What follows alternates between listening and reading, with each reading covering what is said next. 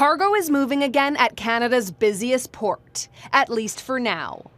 Workers are chipping away at the massive backlog in an on-again, off-again strike, tying up $800 million a day in trade. This strike could not continue. The union rejected a tentative deal with the employer and then held a one-day walkout.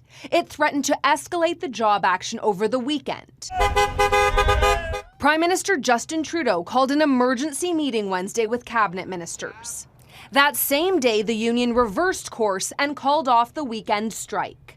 But there's still no concrete resolution. We're glad to see that the union is reconsidering the good offer that was on the table. And with no agreement, the bottleneck could keep growing in a 3-week labor dispute over wages and working conditions. Every one day takes about a week to clear the supply chain.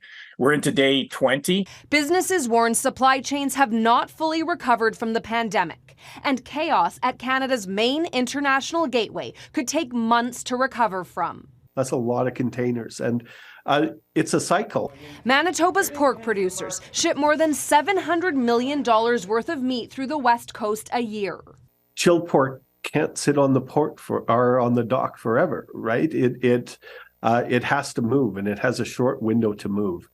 And so the cost, if we get outside of that window, is enormous. And there are concerns the costs could also be higher for consumers. The hope is that prices won't go up as a result because we're dealing with an inflation problem at the same time. But, you know, that's what happened the last time we ran into supply chain problems. The union declined our request for an interview, while the federal government would not answer when asked repeatedly whether it would recall Parliament and introduce back-to-work legislation if this labor dispute drags on.